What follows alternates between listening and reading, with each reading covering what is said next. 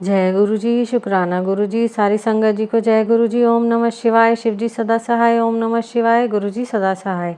शिव पुराण श्री रुद्र संहिता 13वां अध्याय। पार्वती द्वारा गणेश की उत्पत्ति।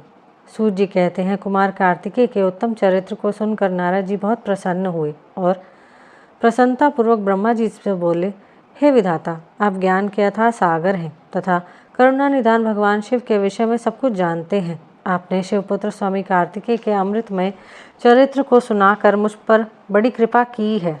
आपने शिवपुत्र स्वामी कार्तिकेय के अमृतमय चरित्र को सुनाकर मुझ पर बड़ी कृपा की है। भगवान, अब मैं विघ्न विनाशक श्री गणेश के विषय में जानना चाहता हूँ। उनके दिव्य चरित्र, उनकी उत्पत्ति के विषय में सब कुछ सविस्तार बताकर मुझे कृतार्थ कीजिए। मुनिश्रेष्ठ नारद के ये उत्तम वचन सुनकर ब्रह्मा जी हर्षपूर्वक बोले, नारद, तुम गणेश उत्पत्ति की कथा सुनना चाहते हो, अतएव तुम्हारी प्रसन्नता के लिए मैं तुम्हें उनके जन्म के विषय में बताता हूँ। एक बार की बात है, देवी पार्वती की 2 सखियाँ जया और विजया, जो सदा से ही उनके पास रहती थीं, उनके पास गई और बोली, हे सखी, यहाँ कैलाश पर्वत पर भगवान शिव के असंख्य गण हैं। वे सदा भगवान शिव की आज्ञा का प्रसन्नता से पालन करते हैं। वे सदा भगवान शिव की आज्ञा को ही सर्वोपरि मानते हैं। इसलिए आपको भी अपने लिए किसी एक विशेष ऐसे गण की रचना करनी चाहिए जिसके लिए आपकी ही आज्ञा सर्वोच्च हो और वह किसी अन्य के सामने ना झुके। अपनी सखियों की बात यद्यपि पार्वती को एक बार को अच्छी लगी, परंतु अगले ही पल वे बोली कि भला मुझ में और मेरे पति में क्या भेद है? हम दोनों एक ही हैं और सभी शिवगण मुझ में और सदाशिव में कोई अंतर नहीं समझते। वे हम दोनों की यही आज्ञाओं का सदा पालन करते हैं। पार्वती जी के वचन सुनकर उनकी सखियां आगे कुछ नहीं बोली और वहां से चली गईं। एक दिन की बात है, देवी पार्वती अपने कक्ष में स्नान कर रही थी। वे नंदी को द्वारपाल बनाकर द्वार पर बैठाकर गई थी। तभी कक्ष में भगवान शिव का प्रवेश हो गया, क्योंकि नंदी अपने आराध्य शिव को अंदर आने से रोक ना पाए। देवी पार्वती को उस समय बड़ी लज्जा महसूस हुई। इस घटना के उपरांत पार्वती को अपनी सखियों द्वारा दिए गए सुझाव का स्मरण हुआ। तब उन्होंने सोचा कि मेरा भी कोई ऐसा सेवक होना चाहिए जो कार्यकुशल हो और मेरी आज्ञा का सदैव पालन करे, अपने कर्तव्य से कभी भी विचलित ना हो। ऐसा विचार करके उन्होंने अपने शरीर के मैल से शुभ लक्षणों से युक्त उत्तम बालक की रचना की। वह बालक शोभा संपन्न, महाबली, पराक्रमी और सुंदर था।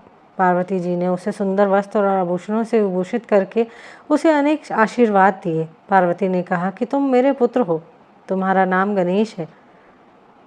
पार्वती जी के वचन सुनकर वह तेजस्वी बालक गणेश बोला, हे माता, हे जननी, आज आपने मुझे इस जगत में उत्पन्न किया है। आज से मैं आपका पुत्र हूँ। मैं आपको बारंबार नमस्कार करता हूँ। मेरे लिए अब क्या कार्य है बताइए, मैं उसे अवश्य पूर्ण करूँगा। तब देवी पार्वती बोली, हे पुत्र गणेश, आज से तुम मेरे द्वारपाल बन जाओ। मेरी यह आज्ञा है कि मेरे महल में कोई मेरी अनुमति के बिना प्रविष्ट ना हो। कोई कितना भी हट क्यों ना करे, तुम उसे अंदर नहीं आने देना। यह कहकर पार्वती ने एक छड़ी गणेश के हाथ में पकड़ा दी और प्रेम पूर्वक उनका मुख चूम कर अंदर स्नान करने के लिए चली गई। गणेश सजगता के साथ हाथ में छड़ी लेकर महल के द्वार पर पहरा देने लगे। उसी समय भगवान शिव देवी पार्वती से मिलने की इच्छा लेकर महल में आ गए। जब वे द्वार पर पहुंचे तो गणेश ने उनसे कहा, हे देव, इस समय मेरी माता अंदर स्नान कर रही हैं, अतः आप यहाँ से चले जाएं और बाद में आएं। यह कहकर उन्होंने भगवान शिव के सामने छड़ी अड़ा दी। क्योंकि गणेश जी ने भगवान शिव को पहले कभी नहीं देखा था, इसलिए उन्हें वे नहीं पहचान सके। यह देखकर भगवान शिव को बहुत क्रोध हो गया और वे बोले, अरे मूर्ख, तू मुझको अंदर जाने को रोक रहा है। तू नहीं जानता कि मैं कौन हूँ? मैं शिव हूँ। मैं ही पार्वती का पति हूँ और अपने ही घर में जा रहा हूँ। यह कहकर जैसे ही भगवान शिव आगे बढ़े गणेश जी ने उन पर छड़ी से प्रहार कर दिया। यह देखकर भगवान शिव को क्रोध आ गया।